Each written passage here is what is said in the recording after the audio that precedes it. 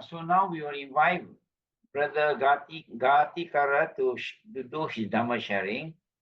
Yeah, thank you very much, Brother Tan.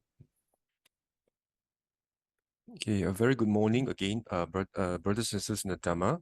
I'm very glad that I'm able to share the Dhamma with you again this morning. Okay, so before we begin with today's Dhamma sharing, let us put our palms together in Anjali, and pay our deepest and highest homage and respect to the Buddha, the Blessed One, whom through his effort and his great sacrifice, he has rediscovered the path to liberation, and that has enabled us to practice the true Dhamma and attain liberation.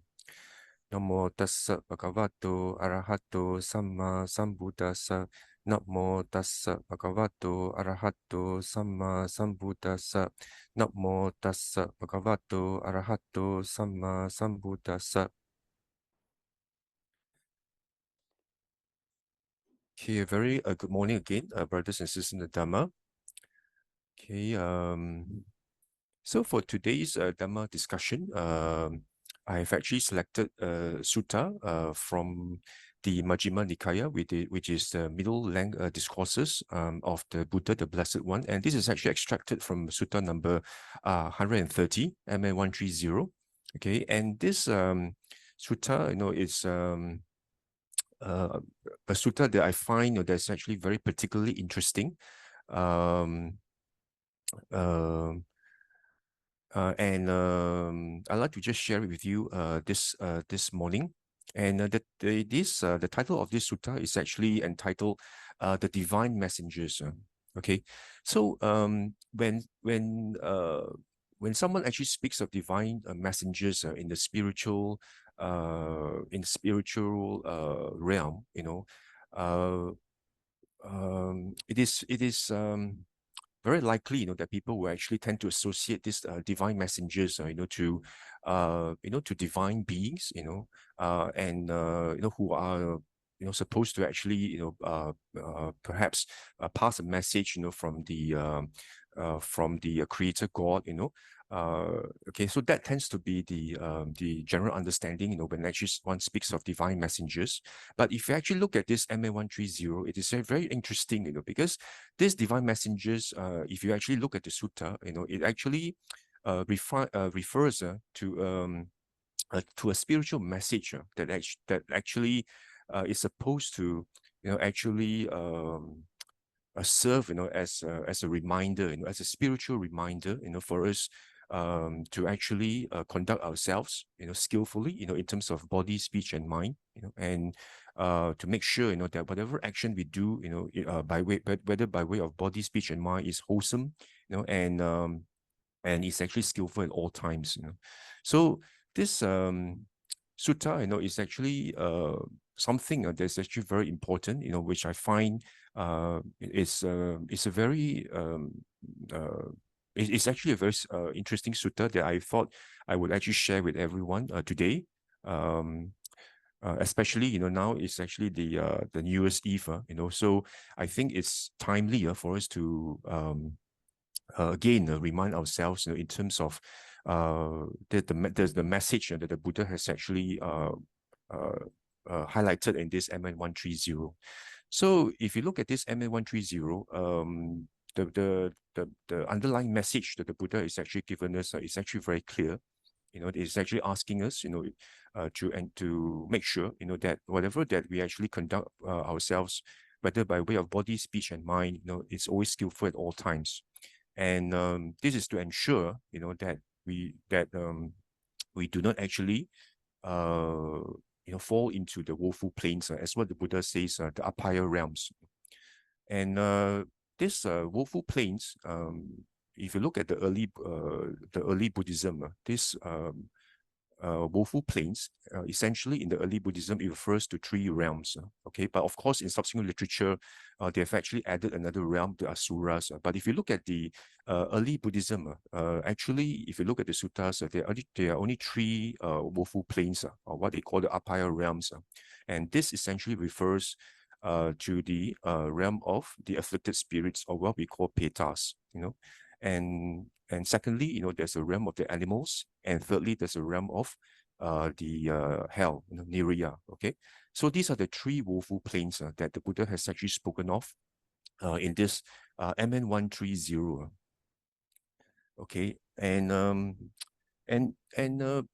if we actually look at this sutta itself, right, you know, and the reason why the Buddha actually has highlighted this is because as human beings, right, you know, we are now, of course, we are actually now being reborn in a very fortunate realm, you know, in the Sugati Bhumi, you know, and you know, in the human realm, you know, where we still have the chance, you know, to actually meet the Buddha's teaching, you know, where the Buddha Sasana, you know, is still very much alive, you know. But now we are actually, you know, in a very critical stage. You know, we are actually in a way, we are in a crossroads. You know, whether it's like, you know, we are actually in the Sugati Bhumi, you know, in the happy realm, you know, but we are actually at the crossroads. Okay, so whether we actually you know, elevate ourselves into, say, you know, into the Deva realms, you know, or you know, we actually, you know, fall into the woeful planes. Very much depends, you know, on our actions, you know, in the current, you know, present life. That's why the Buddha has actually highlighted this in this MN130, you know, the importance for us to ensure that we are not heedless, you know, and we are not negligent, you know, in terms of being mindful, you know, and being aware, you know, of every single action, you know, that we perform, to make sure that we do not actually create the potential, you know, for us to actually be downgraded and to be degraded into the woeful planes, and then try to elevate ourselves into, you know, the Deva realms, you know. And of course, the Buddha does not just stop at the at just making aspirations to be, you know, to be reborn in the Deva realms, but also, you know, to attain, you know, the various stages of fruition, you know, in order for us to you know, be to actually be for us to actually unshackle ourselves, you know, to liberate ourselves, you know, from this sea of samsara, you know. So that's why in this MN130, you know, the Buddha has emphasized, you know, again and again on this importance, you know, of us to make sure that we are actually be mindful, you know, and we are not you know, negligent. You know, so so that is the very important message that we actually have to remind ourselves, because like I said, you know, we are actually in a very important crossroads, whether we actually you know, ascend, you know, to the heavens, or whether we actually degrade ourselves, you know, and descend into the woeful planes. You know, actually it's very much dependent on the actions that we do right now as human beings in this human realm. And if you actually look at it, right, you know, why is it that the Buddha actually highlight about, you know, this the wretchedness and also the suffering, you know, in the woeful planes on the Apaya realms, and um, and this is because you know, this the Apaya realms, you know, are actually the realms, you know, where the suffering is actually, you know, it's actually intense, you know. It's something that we as human beings are unable um, to actually understand, and also to be able to appreciate, you know, actually how much of suffering that's actually in this Apaya realms. So actually in samsara, you know, the reason why samsara is so dreadful is because of this what? Because of this Apaya realms, precisely because of these woeful planes. That's why the samsara is so dreadful, right? You know, if you actually look at any documentary, you know, it's very easy for you to understand how intense the suffering is, you know, in the animal realms. You know, for example, you know, we see documentaries, you know, where animals, you know, are actually being devoured, you know, alive, you know, by the predators, you know, where, you know, the youngs, you know, the youngs of the animals are being gobbled up, you know, by other, you know, predators, you know. So all these are actually intense suffering, you know.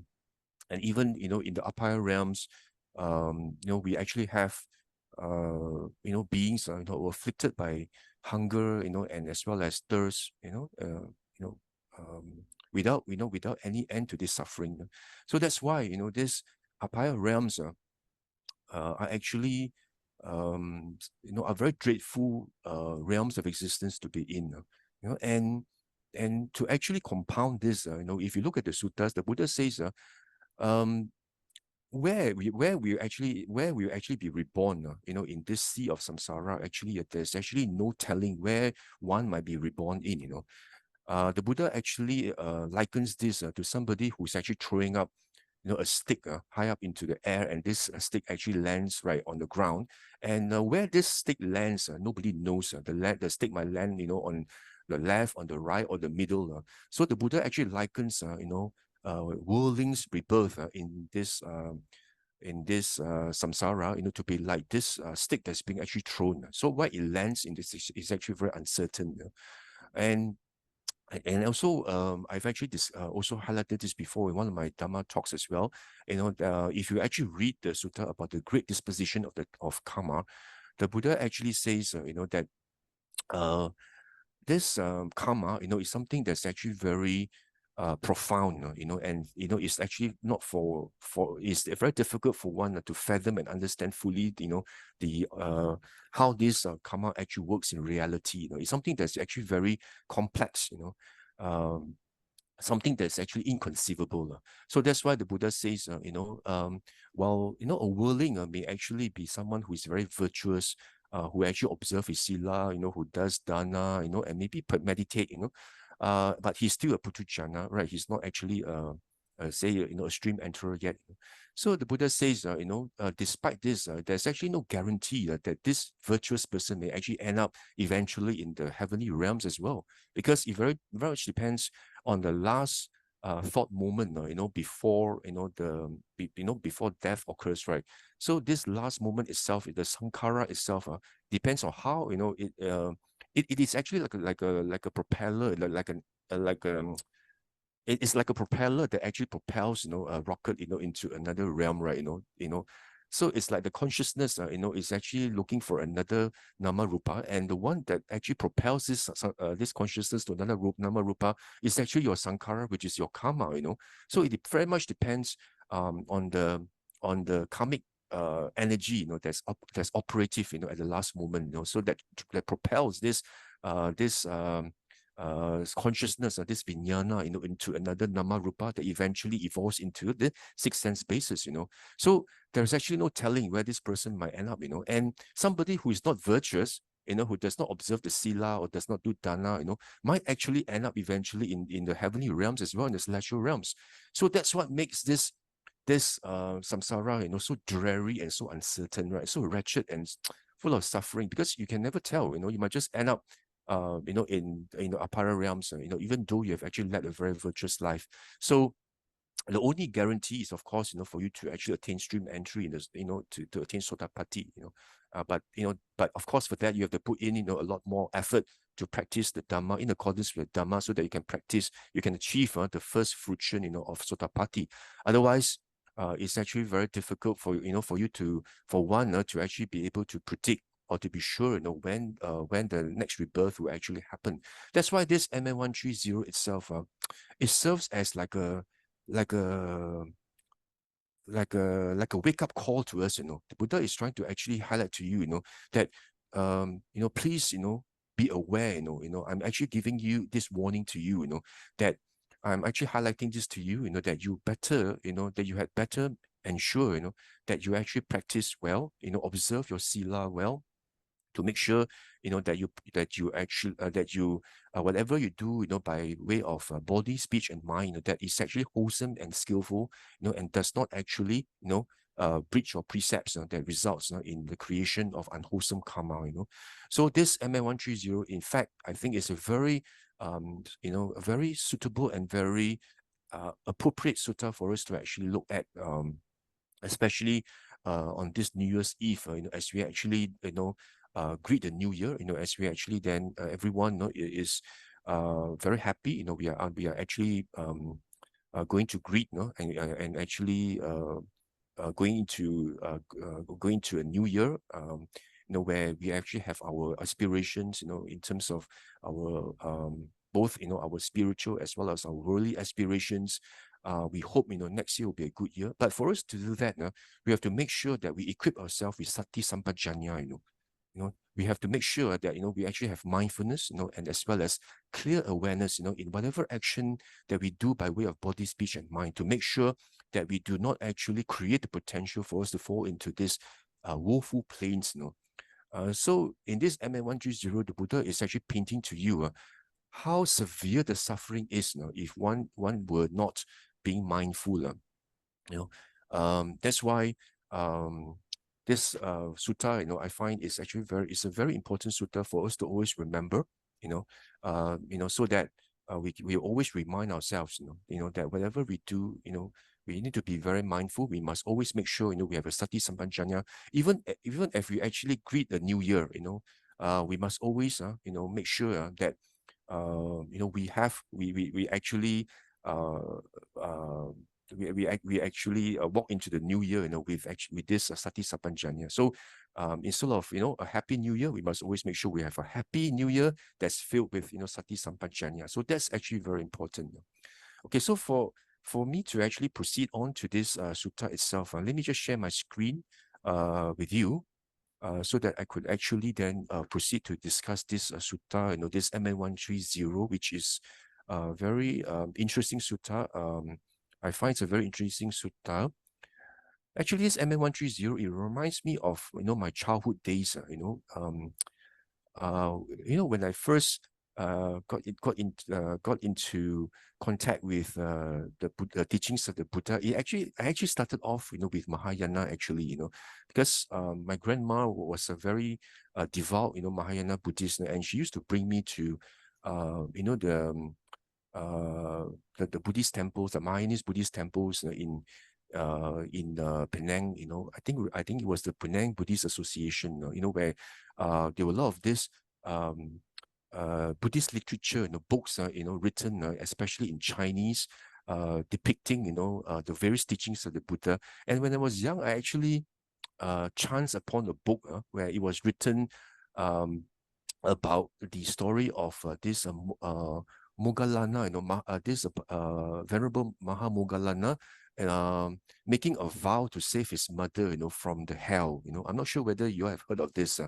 And I actually read the book. Wow, it was so interesting, where, it was, the book was actually about, how the hell beings actually inflicted various sufferings to beings, who had actually conducted themselves unskillfully, who actually broke their precepts, and the various levels of hells, that actually they had to go through in suffering, and as I grew older, I also understand that in various like even in various like tourist attractions, for example, if you were to visit, say, the Haw Par Villa in Singapore, they actually have all these paintings, of how beings are being actually punished and tormented by hell beings because they misbehave badly, And I think even in Genting Highlands also, they have such, in one of the temples on the foothill, they also have such paintings as well, very graphic paintings of how those who misconducted themselves, who broke their precepts, and how they actually had to endure, the intense suffering, by the various hell beings. So I'm sure all these are actually very familiar to, many Buddhists, and actually, many people actually they have told me that all these stories about this Mahamoggallana, trying to save his mother from the from the hells, to actually bring her up, to human being, to the human realm again, and all these pictorial or graphical representations of how beings suffer in hell. All these are just basically tale, they're just basically maybe folk tales, just to actually scare people, to actually to actually make you be very afraid, to make sure that you do not actually misconduct yourselves. So they will just normally tell you that they just normally just say, They just normally say that, oh, just take this with a pinch of salt. It's really nothing. It's nothing true. They are just basically there to just scare you. To make sure that that you don't actually commit unwholesome actions. They're not really real. They're just folklores. But actually, if you look at MN130, whatever that you find in all these things about Ma Moggallana, the stories about hell, how beings are being tormented in hell by the hell wardens, and all these pictures that you see in temples of these hell beings actually torturing those evil or unvirtuous people. You'll be surprised that actually all these are actually they are actually exactly as recorded in MN130. Actually, when I read it, I was actually quite surprised, because for example, they say this the King Yama, in the hell beings. Oh, actually, that's just a folk tale, somebody who presides over the hell. That's just a folk tale. But is it really a folk tale? Is it just really a tale, that people tell, to actually scare people off? If you actually read this Sutta MN130, you'll be surprised that King Yama actually is mentioned by the Blessed One, and he actually exists, So let me just go through with you this MN130, which I find is actually very interesting, okay? Okay. So this MN130, okay, like I mentioned, the sutta is entitled Deva Dutta Sutta, and this is entitled the Deva Messengers, okay, and of course, the Deva messengers here, are not, the divine messengers, from the celestial beings, carrying messages from the God, or the creator God. It's not. So actually, if you actually read the sutta, the Deva messengers here actually carry a more significant meaning, spiritual meaning, as what was meant by the Blessed One. Okay, and this sutta actually starts off, by recording this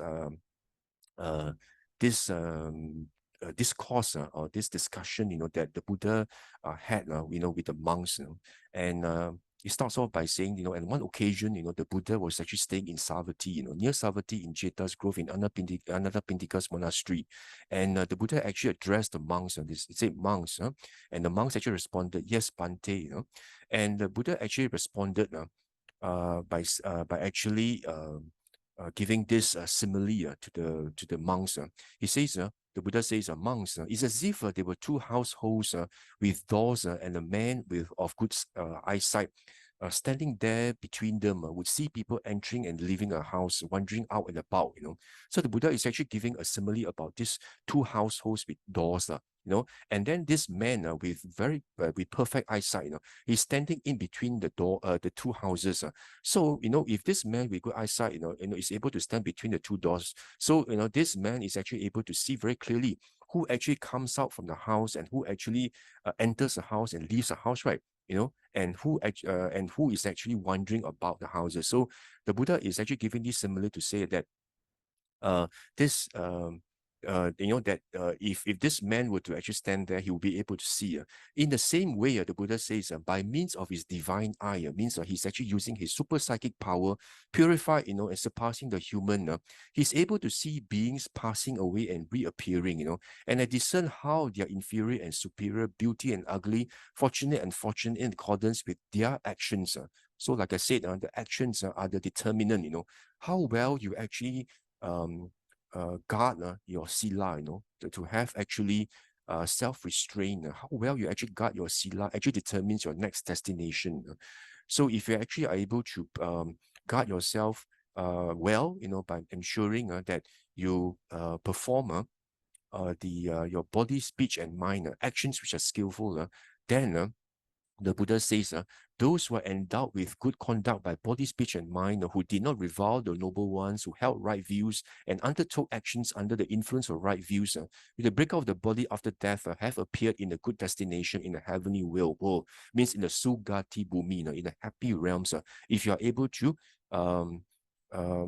have self-restraint, and actually, and assiduously and very carefully guards over your every single action of yours to make sure that it is actually skillful, and you do not actually perform any of the unwholesome actions, then your next destination will actually be in the heavenly realms.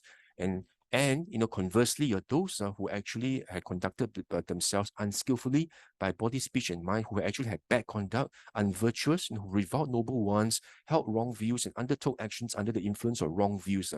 The miccha ditti, all the wrong views. They don't believe, in karma. They say, oh, there's no such thing as karma. Whatever you do, virtuous, unvirtuous, it will not bring action, and you do not believe in the wholesomeness,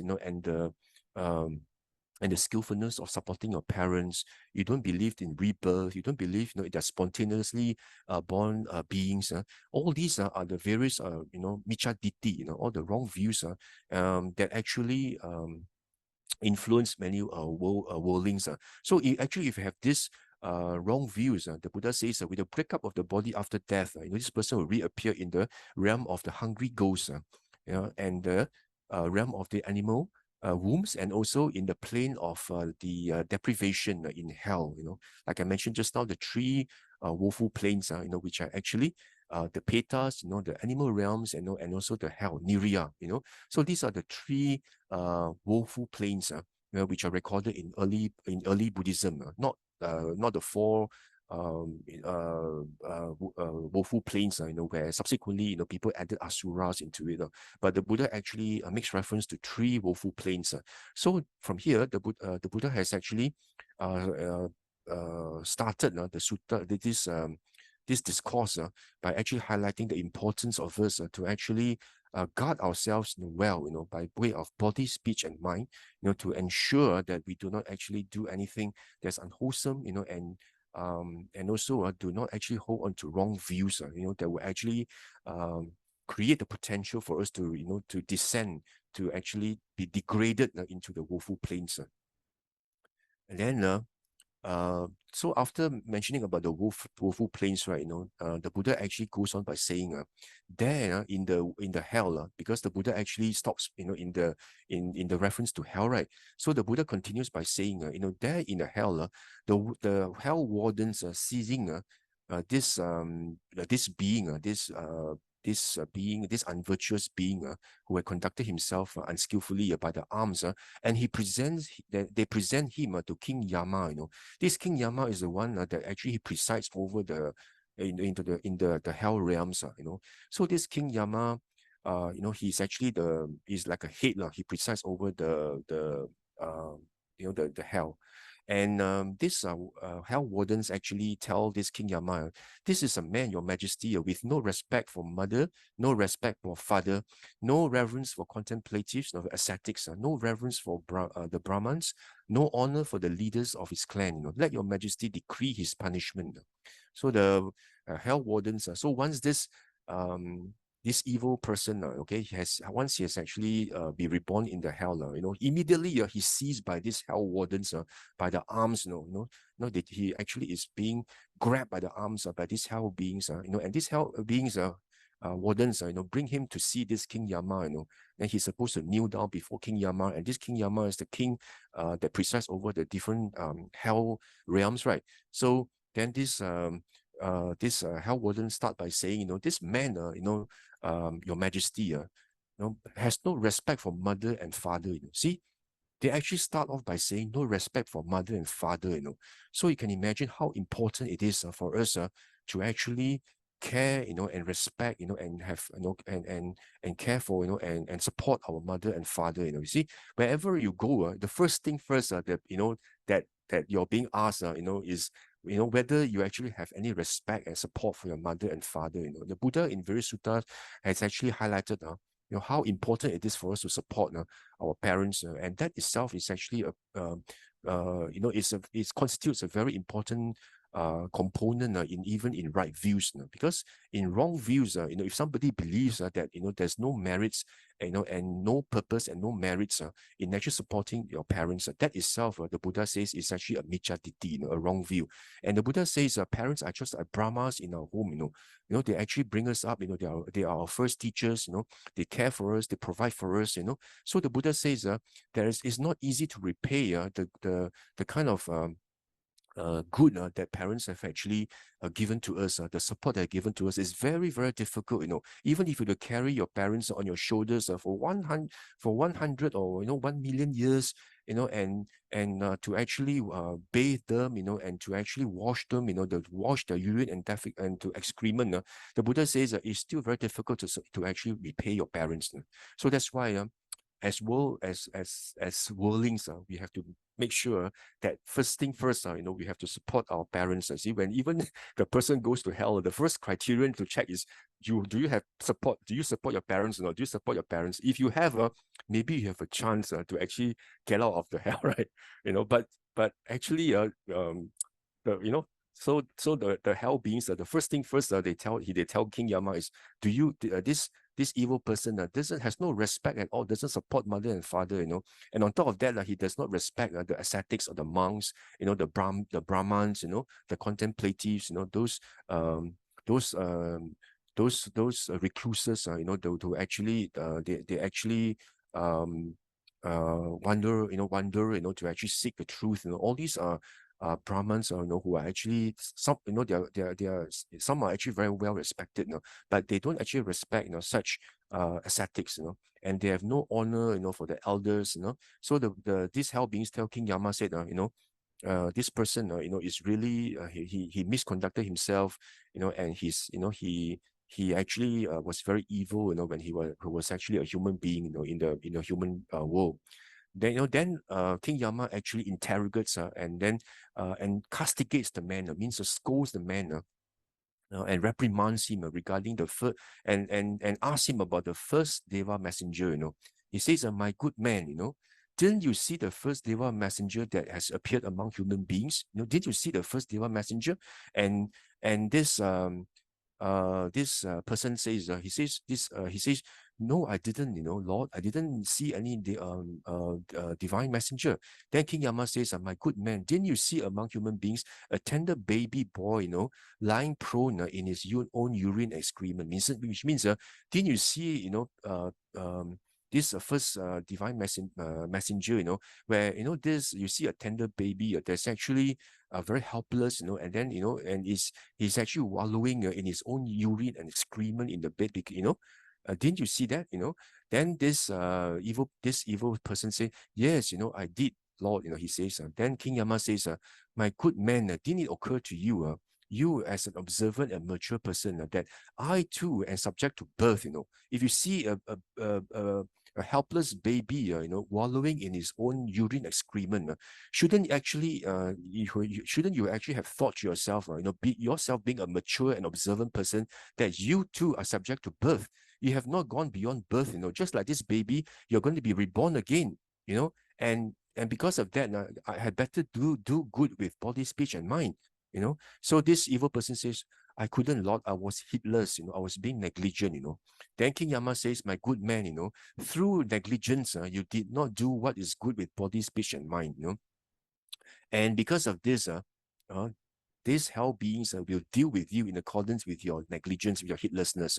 For that evil karma of yours was neither done by your mother, neither done by your father, neither done by your brother, sister, or your friends or your companions, and not by your kinsmen and relatives, and not done by the devas. That evil karma was done by you yourself, and you yourself will experience its result. That's what this King Yama says. Okay. And then, and after this, King Yama has actually interrogated this person, this evil person, about the first Deva messenger. Then this King Yama then goes on to actually interrogate him with regard to the second Deva messenger. Then he says, my good man, didn't you see the second Deva messenger that's appeared among human beings? Then this person says, no, I didn't, Lord. He says, Then King Yama says, my good man, didn't you see among human beings a woman or man, 80 or 90 or 100 years old, aged, rickety, roof-rutted, crooked, means already like very crooked, bent over, supported by a cane, palsied, means like paralyzed, a bit half paralyzed, miserable, broken tooth, gray head, scanty head, hair all dropping off already, and bald, wrinkled with limbs, all blotchy, Didn't you see this? Those woman or man, of 80, 90, 100 years old, who are really old and aged, walking around rickety on a cane, didn't you see that? Then this evil person says, I did, Lord, he says. Then King Yama says, my good man, didn't the thought occur to you, you yourself, being mature and observant, that I too am subject to aging, haven't not gone beyond aging, I had better go do good with body, speech, and mind.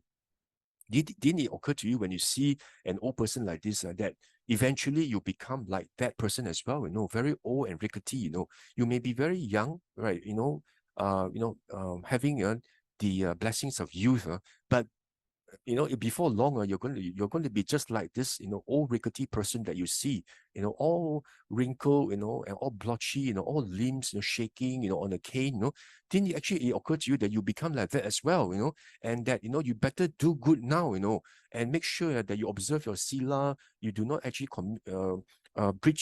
break any of your precepts, do good, do all the wholesome actions and avoid unwholesome actions. Didn't occur to you that time is limited.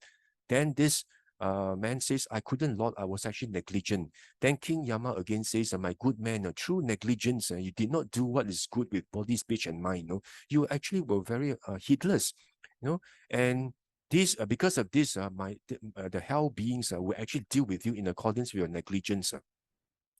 For that evil karma of yours was not done by anyone, not by your mother, not by your father, not by your brother, sister, your friends, your companions, or your relatives, or by the devas. The evil karma was actually done by you yourself, and you yourself will have to experience that result. That's what King Yama tells this person.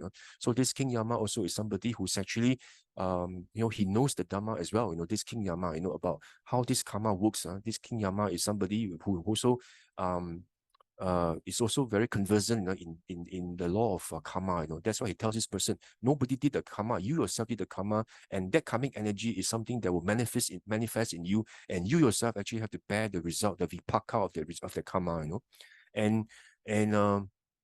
And after that, the King Yama then proceeds on to actually interrogate him with regard to the third Deva messenger, and he asked this man, my good man, didn't you see the third Deva messenger that's appeared among human beings? And again, this person said, no, I didn't, and this King Yama says, why not? Didn't you see among human beings a woman, a man diseased, in pain, severely ill, lying in his own urine excrement, having to be lifted up, and laid down by others? Didn't you see that yourself? Just now the second messenger was about old people, like old men and old women, but the third messenger was about old men and women who were actually sick, and diseased. They were actually afflicted by diseases. They were actually bedridden. They were actually severely ill. And because they couldn't move, they actually had to defecate and urinate in the bed, and they actually had to lie in their own excrement because nobody was there to look after them. They had to lie in their own urine excrement, and they actually have to be lifted up and laid down, by others because they are already very ill. They have to be lifted up. They have to be, laid down by others. King Yama said, "Didn't you see this person at all? Didn't you see this third Dewa messenger? In any hospital, that you go to, or any old folks home, I'm sure, we are able to see all this happening. That's why, it's actually very good for us to actually visit such places, the old folks home, the hospitals, the ICUs, to see, people who are sick, and that serves, as as a wake-up call to us, that time is limited. That's why this third Dewa messenger is very important, and we shouldn't just immerse ourselves in enjoyment and merriment all the time. Of course, as worldlings, as worldlings, of course, we are we still cling to the 5 courts of sensual pleasure. But as from time to time, we actually have to see, such such divine the message ourselves, to actually bring home to us the importance, to us that time is actually very, very limited. And we actually have to make sure, that, we practice in accordance with the Dhamma, do good, dana, sila, bhavana, and do not actually be negligent, just like this evil person who ends up, in front of King Yama, and when King Yama asked him about that, he says, no, I couldn't, I was actually negligent. I didn't actually see such divine messenger, Then the King Yama says, through negligence, you did not do, what is good by body, speech, and mind, and of course, you'll be punished by the hell beings because of that, and and um and of course, King Yama again repeats, what he said earlier, that this evil deed that you did was not done by anybody, by you yourself, and you yourself actually have to be the owner of this karma. You yourself actually have to bear it, and you are the heir to your own karma. And nobody else will actually inherit this. This evil karma is actually for you yourself to actually experience and for you to actually bear. So after this King Yama finishes with the third Dewa messenger, then he actually went on to ask and interrogate, and reprimand, scold this person about the fourth divine messenger, and he asked this man, my good man, didn't you see the fourth Dewa messenger that has appeared among human beings, And again, he said, no, I didn't, Lord, I didn't. King Yama says, my good man, didn't you see among human beings, catching a thief, a criminal, having him tortured in many ways, which means, didn't you actually see a criminal or a thief because he actually has done, evil deeds, by stealing, by committing a lot of this,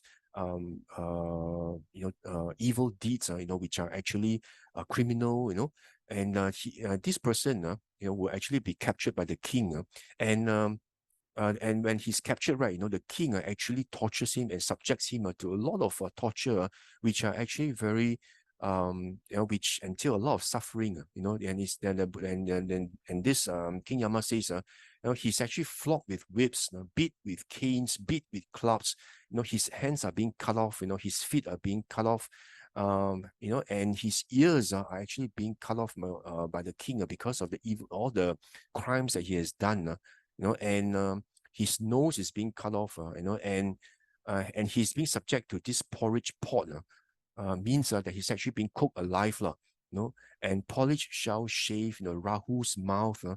I believe all these are like, your heads are being beheaded, the Rahu's mouth. I think, in Chinese movies, we also see that, especially like the all the Chinese movies, where you actually see, those who have done evil deeds, their heads are being cut off, by those like the guillotine, but actually with animals' head. So it's like you're being beheaded by this Rahu's mouth, and the flaming garland, you're being actually burned alive, blazing hand, grass, duty, ascetic. Wow, this King Yama knows all this, and bark dress, the ascetic, the burning antelope, the meat hooks, you're being actually held up like meat hooks, the coin gurging, and the lye pickling. I'm not even sure how to pronounce this. So a lot of this pivot on the stake, roll up bed, having him splashed with boiling oil, devoured by dogs, means that you're thrown into a cage, with hungry dogs, and you're being devoured alive, Can you imagine, in olden days, there's such punishment, and impaled alive on the stake means you're actually being tied to a stake, and then, they will throw spears at you, and you're being impaled alive, and you're being cut off, your heads are being cut off and being beheaded by swords. You're being tied to stakes, and then they just chop off your heads with swords, because of all these evil deeds that you have done, or crimes that you have done, by stealing, sexual misconduct, and all the things that you have done. So when the king actually, you're being captured, the king will actually then pass down all these punishments to you, and they'll impose these punishments to you, and this King Yama said, didn't you see all this, And this man said, yes, I did, Lord, And King Yama says, my good man, didn't the thought occur to you, that you are such a mature person? You should have actually contemplated, right, that those who do evil deeds are tortured in many ways, in here and now. How much more in the hereafter? I better do good with body, speech, and mind. It's like, you should have actually thought about it carefully, that in this life, that if you do something bad and evil, you are actually being punished in such terrible, and such horrible ways, by all these different ways of punishment, you should have actually known that, even in the afterlife of whatever you have done, you're going to be subjected, to the same punishment as well. You should have actually, reminded yourself, to make sure you don't commit any of these unwholesome actions. Then this person said, oh no, King Yama, I couldn't, I was actually being negligent. Then again, the King Yama actually repeats the same thing, that because of your negligence, the hell beings are actually going to punish you in accordance, with the coming deed, the coming deed that you have, the evil karma that you have done, and because this karma was done by yourself, nobody else is going to actually bear it for you. You have to bear it yourself, So that's what King Yama says.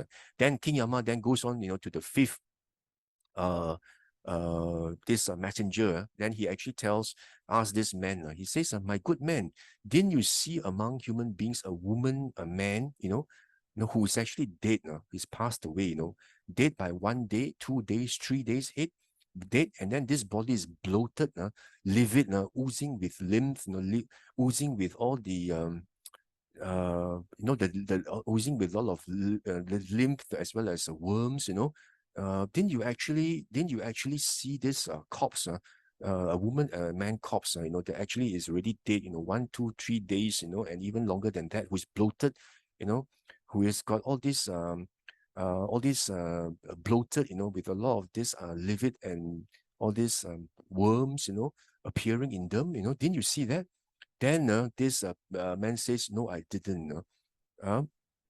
Then King Yama says, my good man, you should have actually, being yourself mature, you should have actually contemplated when you see this fifth divine messenger that I too, I'm also, a worldling, I too am subject to death, have not gone beyond death, I better do good with body, speech, and mind, just because one day, I'm going to be like this bloated corpse as well, who's actually dead by 1, 2, 3, or even weeks or months, is going to be bloated, livid, with a lot of this worms,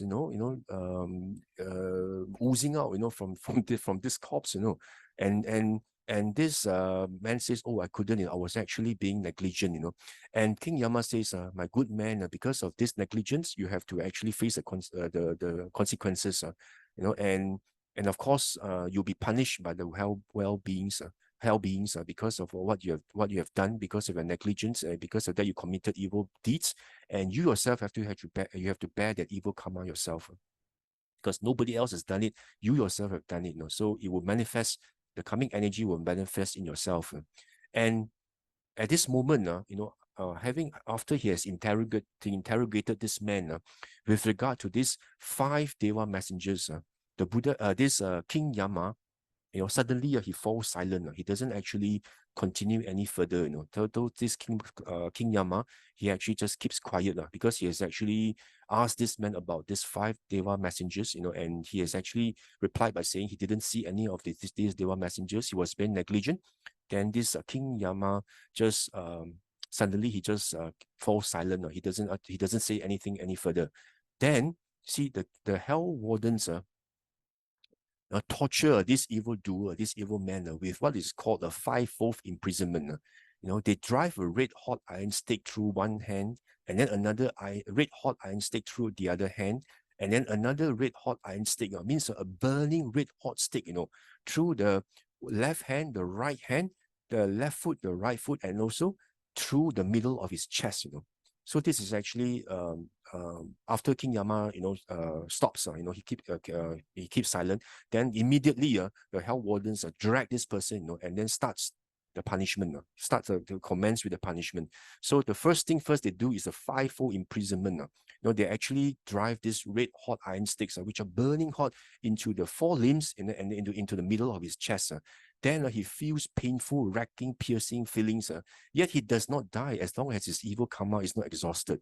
That is how strange it is. But as long as your evil karma, is not exhausted, even if they do this to this person, this evil person, still he does not die, unless very much unlike in the human realm. If you do this to anybody, sure, the person will just have passed away, without even any time lapse. But in this case, even though he's being subjected to this 5-fold imprisonment, he still does not die, it is said that the wind will just blow and then the flesh will just grow back, and he has to endure, the suffering over and over, Then the hell wardens lay him down, and slice him with axes, So the hell wardens, he don't think that they are laying you down on a bed for you to sleep. They lay you down and start slicing you with axes, and they fold his feet up and head down and slice him with edges, means with axes. They harness him to a chariot, means they tie him to a chariot, and then drive him back and forth over the ground that's burning, blazing, glowing. It's just like you're being tied to this chariot, that's being pulled. And you're actually being pulled at different directions in this hell, and on this ground that's actually burning and blazing with glowing, with fire, So there, you're being burned until your skin is actually like really barbecued, it's really charcoal, and there they also make him climb up and down vast mountains of embers, which are burning, blazing, glow. Means the hell beings will actually they'll actually push you, to go up a very big mountain, and then this big mountain has got embers which are burning, glowing, and blazing. There they hold his feet up and down, and plunge him into a red hot copper cauldron that's burning, blazing, glowing. Then after they are burned on this mountain, once they come down, they actually bring him, and then they throw him with his feet up and head down into this red hot copper cauldron, like a pot, a big pot that's burning and blazing and glowing. There he boils with bubbles foaming. Then and he's actually boiling there with bubbles foaming. He goes up and down, goes around in this big pot, just like very much like Sa Huan Ju, just like how you are actually cooking potatoes or maybe cooking the winter solstice dumplings, you're actually going up and down in this big pot. So you're just like burning in this big pot, just like you're going up and down, without bubbles. There can you imagine how you feel in that pot? It's just unimaginable, the suffering. There he feels this is actually what the Buddha sees with himself, by his own psychic power, just like the man with perfect eyes can see whoever comes out from the house, it's in between the two houses. This is as much clear. This is really crystal clear as seen by the Buddha himself. It's not something. It's not a folklore.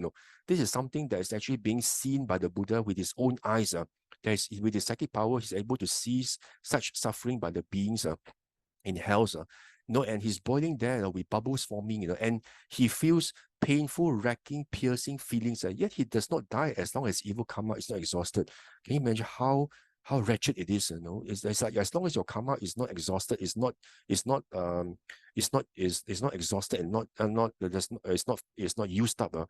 You have to continue to actually suffer in hell. Then the hell after that is not enough. Then the hell wardens throw him into the great hell. This great hell, the Buddha says, this is what the Buddha says. And as to the great hell monks, it is four-cornered and has four gates. This great hell is very much like maybe like a rectangle or a square. I'm not sure, but this one has got four gates. And set in the middle of it, and then in each corner, right, there's a gate in each corner, So there are four sides to this rectangle or square. So each side actually has a gate. And this gate is actually set in the middle of each side, It's actually set in the middle of each side. And it's surrounded by iron fortress wall. This gate is covered up by iron fortress. So all sides are actually covered by iron fortress, iron gates, iron walls. And roof also with irons. Can you imagine? All sides are actually being covered by irons. You can never escape. There's no way you can escape, okay? And its floor is made of red hot iron. The floor there, is actually red hot iron. It's not really the iron. It's like, you see, the blacksmith, making metals, that kind of red hot iron, in this great hell, and it's actually fully blazing, really at very extremely, unimaginable temperatures, and it stands always spreading 100 leagues all around. You imagine how big this great hell is. 100 leagues, a league is about like one yojana is about like maybe 7 kilometers. I check it's about 7 kilometers. So if I talk about 700 kilometers all around this big hell, this great hell, then the flame, this hell is not just hot. There are flames emanating from 4 sides of the great hell. Flames, huge flames. The flame that leaps from the east wall of the great hall strikes the west wall. Means the flame from each side will actually gush out, and then hit the western wall. And then the flame from the west wall will hit the eastern wall. The flame from the northern wall, will actually strike the southern wall, and the southern flame will actually strike the northern wall. So the flame that leaps from the bottom strikes the top. The flame that strikes from the top, strikes the bottom. Can you imagine? There's no way to escape. All sides, 6 sides, 1, 2, 3, 4, and the top and the bottom, all have got flames which are gushing out to the opposite direction, and you are there like barbecue like maybe like xiu tu like that all you're just being burned like pork being burned Can you imagine? And he feels painful, racking, piercing feeling, yet he does not die as long as his karma is not exhausted, So this is the great hell, as if it's not bad enough. He's placed in this great hell where the flames are actually being fanned, every single, the flames are like gushing out, from all directions, and you are there, having to be burned, but strangely, you don't die. It's a lot of suffering, but you don't die. And next moment, you find that, you're awake again, you're conscious again. That's how strange, how unfathomable the karma is. You make sure that you pay your due, okay? Whatever that you have done, you make sure that you actually pay back. Then there comes a time, ultimately, with the passing of a long stretch of time, the eastern gate of the gate hall suddenly opens. After a long while, the eastern gate suddenly opens. Wow, this man, wow, he feels very happy. Oh, at least there's an escape. Like the nowadays, modern days, we have this escape room, right? You want to escape out from the room. Wow, you have this escape room. He feels very happy. He runs there, rushing quickly. As he rushes there, rushes quickly. His outer skin burns, his inner skin burns, his flesh, tendons, even his bones are turned to smoke. Because of the fire. Then his foot, whenever his foot is lifted, his foot is actually being burned. But when he finally arrives there, just he arrives there, the door slams shut, and he said, "Oh no, I'm like rushing to the wall, the gate, and trying to get out, But the moment he reaches the gate slams shut, There, why? Because of his karma, he's supposed to suffer, you cannot escape. Then he feels painful, racking, piercing feeling, yet he does not die as long as his evil karma is not exhausted, Then there comes a time again, the same thing. The western gate opens, the northern gate opens, the southern gate opens, all the 4 gates open. Then the same thing, he runs there, and as he runs towards the gate, his body is all burnt. The flesh, the tendons, the bones, burnt until smoke comes out. It's really, really quite scary, If you see this happening, it's really scary, So the Buddha sees this with his own eyes, with his own spiritual eye, the psychic power. The Buddha is able to see this, and the Buddha tells this as what happens in hells. And it's not a folklore. This is recorded in the suttas. And when his foot is lifted, the same thing, and when he's being burned, and when he finally arrives at the door, for example, from north, he tried to rush out to the south, or south rush to the north. The moment just before he reaches the gate slams shut. Just it's like you're happy for a moment, but after that, suffering befalls again. That's how wretched it is. The kind of intense suffering is unimaginable. And then you see he runs there. As he runs there, his skin burns. Okay, then rides to the next hall. This great hell.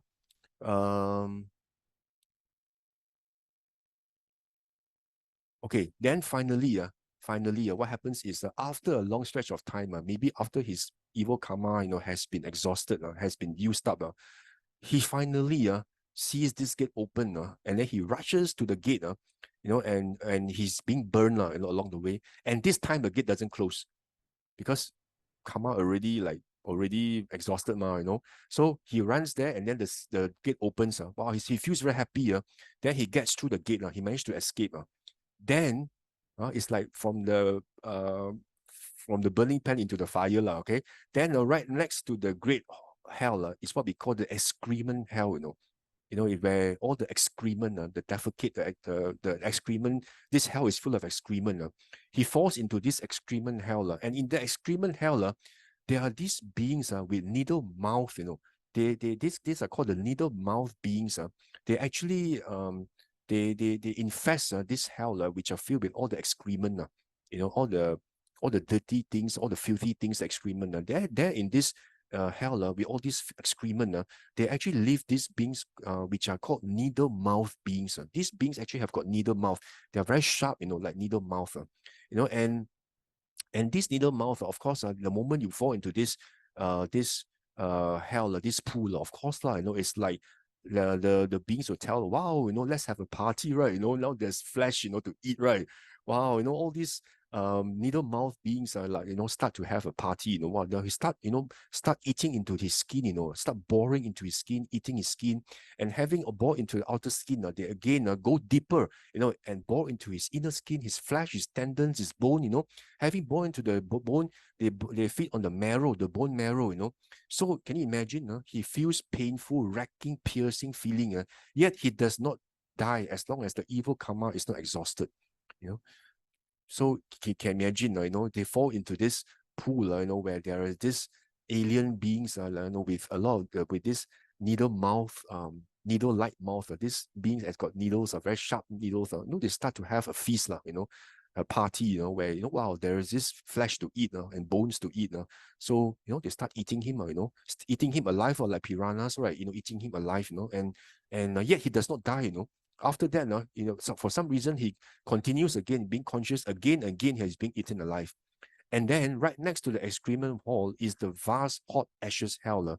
And after being eaten by this needle-like beings, animals, he falls into another hell called the hot ashes hell. There he feels painful feeling, racking, piercing feelings, yet he does not die, you know, as long as evil karma is exhausted. Then after this hot ashes hell, he falls into this symbol forest with trees reaching up to a league, covered with thorns, 16-finger breadth long, burning, blazing, glowing. This thorns, you know, covered with thorns. He enters into that, you know, and he's actually being forced by the hell beings to climb up, you know, these trees, you know, with a lot of sharp thorns. And can you imagine you have to climb a tree with sharp thorns? They keep poking you, go up, go up, go up, go up, and then you have to climb up, you know, no choice to climb up, and you're being poked alive by the thorns. Sometimes when you hold a rose, sometimes you're being pricked by the hose. Oh yeah, so painful. Can you imagine this one? You have to climb up by being poked by all sorts of needles, you know, all sorts of thorns. You know, you have no, it's like, it's just totally unimaginable suffering. You know, then he feels painful, racking feeling, you know. Then after this, not enough. Then after the Sambali forest, he actually, you know, he's being pushed into another forest called the sword leaf forest. Now, then this forest is filled with trees where the leaves are just like swords, you know, and this can you imagine a tree, you know, where the leaves are not your nice green leaf trees. These trees are filled with, you know, sword leaves, you know, all the leaves there actually are nothing but swords, you know, and in this hell is very strange. They have got winds that blow this tree, and once the wind blows, all the leaf and of course these are not leaves, these are all the swords start falling from the trees, you know, just like falling like falling snow, but not snow, but these are all swords falling down. Can you imagine a sky that's like got fall, you know, swords falling from the sky, you know? It's not snow, you know, this is like swords falling from the sky, you know, and cutting you, you know, and all these beings are being cut off into pieces, you know, and he feels painful, racking feeling, you know, but strangely they reassemble, their flesh grows back again, you know, and they have to endure this over and over again, you know, suffering. You know. It's quite unimaginable, you know. And after the sword forest leaf, like not enough, again, the hell beings push them into what? Acid water river. You know, can you imagine acid? You know, when you're in science lab, sometimes, you know, you're not careful, you're being scalded by this acid. Wow, it's so painful. There's sometimes strong acid, right? But this one is like burning hot acid. You're being pushed into this, this burning acid river, and you actually are being swept upstream, downstream, upstream, downstream. Make sure that you suffer really enough for your karmic energy to be exhausted. They make sure that you actually stream downstream, upstream, both ways. In this hot burning acid. Until they feel that it's sufficient for your evil karma to be exhausted. Okay, then after that, like as if it's not enough, right? Okay, I feel so painful. This is like great suffering. Then the hell wardens, what happens? Okay, you're suffering, right? Okay, let me lessen your suffering a bit. Let me save you, okay. Then they pull him out with a hook, just like you pull out, pull out, like pull up, a hook, like pull up like a barbecue pig or what, you pull up, with a hook, and then placing him on the ground, and then he said, "Good man, what do you want? How do you feel?" And this man said, "Oh, sir, I'm very hungry." He tells the hell warden, this evil man tell the hell warden, "I'm very hungry. Can I have something to eat?" Then this hell warden say, "Oh, you're hungry? Okay, can, sure. You open your mouth. Then the hell wardens pry open his mouth, not just open, pry open. With I don't know what they use, pry open the mouth and then pour into his mouth. They use the red hot iron tongs to open his mouth. Not really like forcing open your mouth and pour into your mouth, pour into the person's mouth, burning, blazing, glowing copper ball, copper ball that's burning, blazing, and glowing, and right into his mouth, and there, it burns his lips, burns his mouth, burns his stomach, burn his lower side, carrying along his bowels, intestines, which means this burning copper ball actually sort of erodes his all his organs, intestines, and then all the intestines flow out from his bowels, because of it was so hot, burning copper ball, and there he feels this painful racking feeling. Can you imagine all your intestines come, flow out from the lower side of your body? The suffering is just unspeakable. Nobody can endure that, but he does not die as long as evil karma is not exhausted. Then after that, then this man tells the hell warden, "Sir, I'm very thirsty. Can you please give me something to drink?" Then the hell warden says, "Oh, you're thirsty." He said, "Okay, good." Then they pry open his mouth with red hot iron tongs, burning, blazing, and glowing, and pour into it a molten copper. Molten copper. This is like really molten. It's already like copper that's burned until it becomes liquid, a molten liquid copper, and pours into it. Since you say you're thirsty, right? Let me give you some drink. So this drink is actually molten copper, and this molten copper, wow, really dissolves burn all his intestines, all his organs, until they flow out from his bowels, So, he feels painful, racking feelings again, Then you see, then after all this, he's being thrown back into the great hell again. The great hell I told you about, the four it's like a, what do you call that? It's like a rectangle hell, covered by iron. There's north, south, east, west, and there's fire burning. So he's actually being pushed to the great hell again once more, and there he continues to suffer over and over again, continuously, over and over again. See, then the Buddha says, towards the end of the sutta, he says, "I tell you this, monks, not from having heard it from another contemplating from Brahman. On the contrary, I tell you this, just as I have known for myself, seen for myself, and understood for myself." Okay, and this is what the Blessed One, having just said that, the Blessed One said further, warned by the Deva messengers, those youth who are heedless, grieve for a long time, people entering a low state, can you imagine, if you actually end up in hell, can you ever get out from hell? You're actually being trapped in this iron covered, iron gates covered, you can never escape. The hell wardens are right behind you, poking at you, pushing you, to go up all the burning mountains, all the tree, where leaves are all the salts, the acid river, the river that's filled with all those horrible aliens, that actually eat your flesh, Can you really get out from the hell? Buddha says, those who are heedless, who are negligent, they grieve for a long time. They stay there for many, many eons. It's difficult for them to have a reprieve. You cannot get out. And but for those who are good, people of integrity, where they were warned by the Dewa messengers, they take heed of the Dewa messengers, the 5 Dewa messengers which I mentioned to you. They take heed. They actually they pay attention to the Dewa messengers, and they constantly remind themselves, that I myself are subject to old age, to sickness, to death, as well as all the sufferings I see in this life. So I know going forward, if I actually do any unwholesome actions by body, speech, and mind, if I don't guard, my sila well, if I don't have self-restraint myself, I'm going to actually, be suffering, just by ending up in the woeful plains. So for those who actually take heed of this, they aren't heedless. They are aware. They are heedful of the noble Dhamma ever, seeing danger in clinging in the coming into play of birth and death. They are released from the lack of clinging in the end of birth and death. They're happy arriving safety, fully unbound in the here and now. Having gone beyond, and all animosity and danger have escaped. All sufferings and stress, have come to an end. So that's why the Buddha, actually gave this sutta. It's a very, very it's a very scary sutta, if you read it, MN130, so sometimes I actually wondered whether it was appropriate for me to actually speak on this sutta on a New Year's Eve, where everybody wants to, to enjoy and look at, at joyful things, happy and enjoy.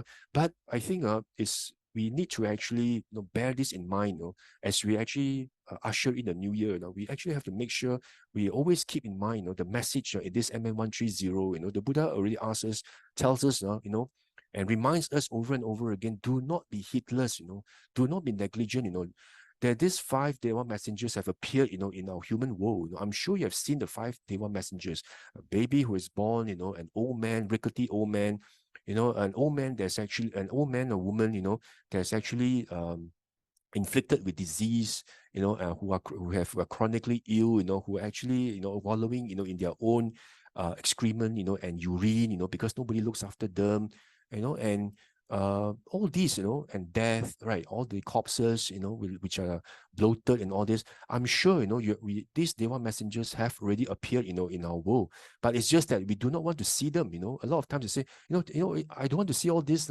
so it's so depressing, I don't want to see it's New Year, why should I look at all this?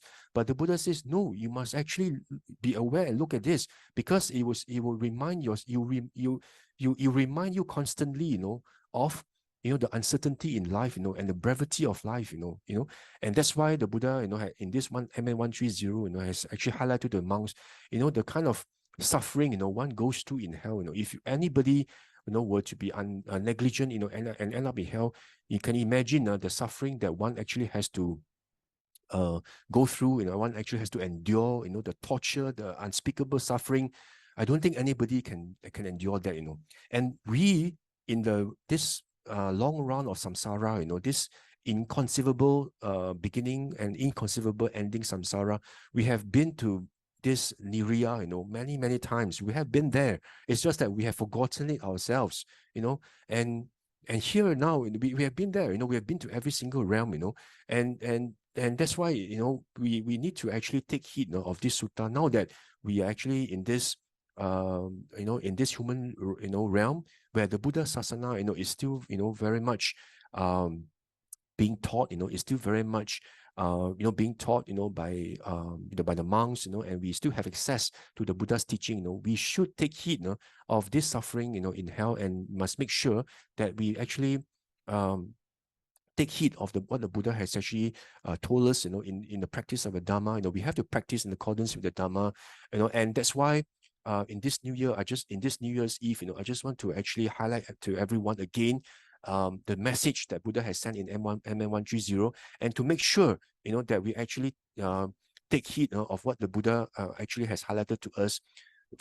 In the very sutta which I actually highlighted it before, to make sure that if you do not want to create the potential to end up in hell or the upper realms, make sure you do not do any of the 10 ducharitas, like I mentioned to you, in terms of the unwholesome actions, the 3 by body, 4 by speech, and 3 by mind, right? Like what's stated in this Anguttara 10.212, in terms of killing, stealing, sensual misconduct, and then speaking divisively, and speaking harshly, speaking falsehood, and speaking idle chatter, and then, having this ill will, hatred, towards others, to the extent of wishing, the others will be killed, wishing harm upon others, cursing others, all these actually, and also, having this greed, that you want the properties of others, and also holding wrong views, all these are the 10 ducharita, the 10 unwholesome actions that will actually bring, create a potential, for one to be reborn in hell.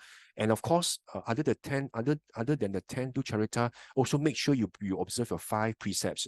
The 5 precepts, of course, are subsumed under the 10 unwholesome actions, but the other one is, of course, drinking of fermented and distilled liquors. And the Buddha actually has highlighted to us, if you drink if you indulge in drinking of this distilled and fermented liquor, it is something that leads to hell, leads to animal, leads to the realm of the hungry ghost, and once you have once your evil karma has been exhausted, once you come back to a human being, as a human being, it actually leads to mental derangement. So that's why, sometimes we attend parties and all this, especially New Year party or birthday parties, and there is this temptation, for us to actually join others, your peers, and start drinking, but be aware, that what the Buddha actually says, in terms of the 5th precept, in terms of drinking this fermented, and this intoxicant. So make sure that we observe the 5 precepts, 10 unwholesome actions, and always, like I always mention to you, in order for you to actually practice to observe your sila well, you must watch your mind, because if you actually are able to watch your mind, and you are actually being mindful of every single intention or sankhara in your mind, when you'll be able to ascertain whether each intention is wholesome or unwholesome, whether it is kusala, akusala, So, because any action you do, it's actually preceded by intention. So if you're actually able to watch your mind, and able to watch the intention that actually precedes every single action by body, speech, and mind, then you're practicing in the right direction. That's why the Buddha in SN 35.152 always reminds us to watch your mind. And if you watch your mind, the Buddha says you can become a sotapanna up to arahant even in this lifetime itself. Okay, like so, like I mentioned to you, the mind is actually like a peak of a roof. If you don't guard your mind well, it's just like a house that has actually got a roof that's not properly thatched. So whenever there's heavy rain, the rain will seep through the wall. And because of that, your wall becomes soggy.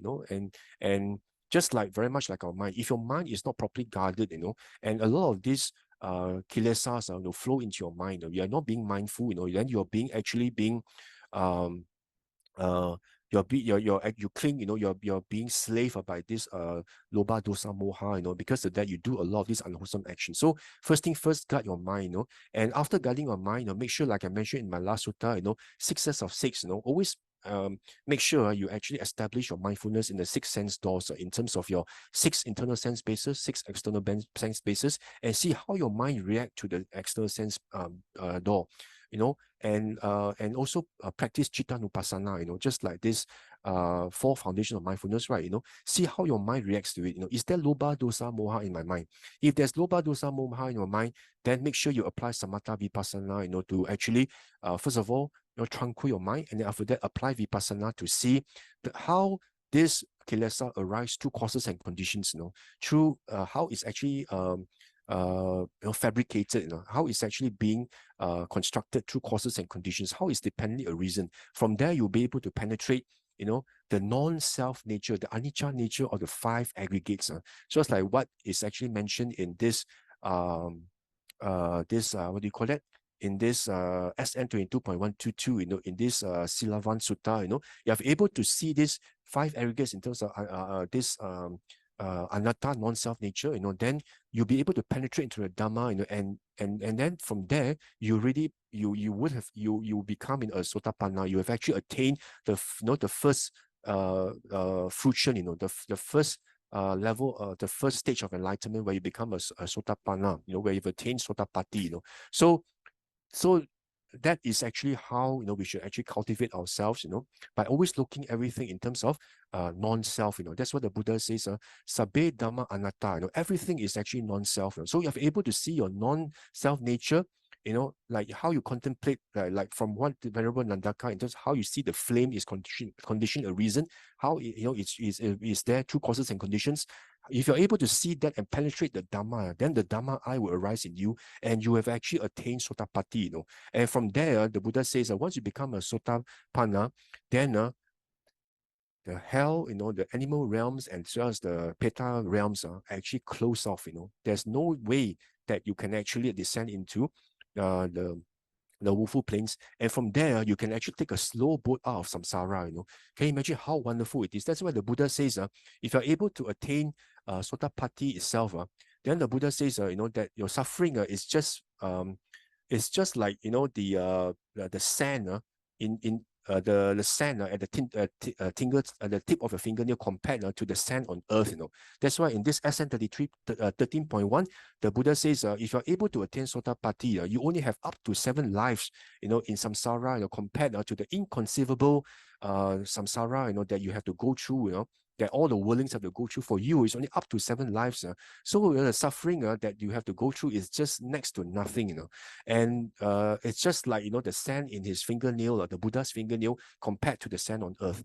So on this New Year's Eve, I would actually urge, and encourage everyone to actually heed the Buddha's message, and the Buddha has actually given us a very clear path to walk towards liberation. It's all there in the suttas. It's only for us to actually make the effort to apply and to practice, such that we are able to see the Dhamma, like what the Buddhas in the past and the Arahants have seen for themselves. It's like, it's for us to have that Dhamma eye to see the Dhamma. It's only for us to practice. Once you're able to practice according to what the Buddha has actually laid down, then you would say that my life as a human being has not been in vain.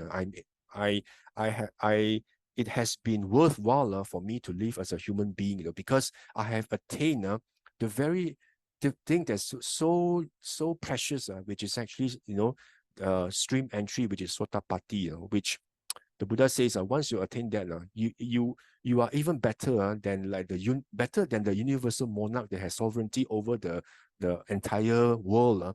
You're better than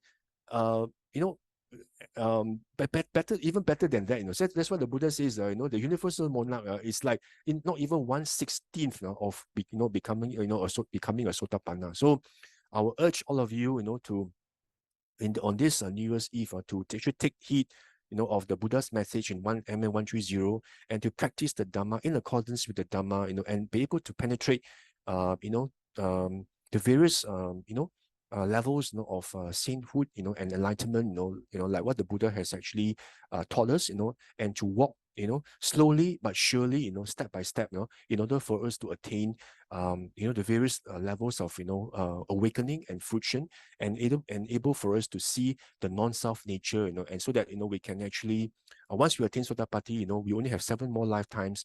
Then from there we can actually take a slow and steady boat out of this sea of samsara. Okay, thank you very much. Thank you. Okay, thank you, Brother Loo. Thank you for the very comprehensive Dhamma sharing.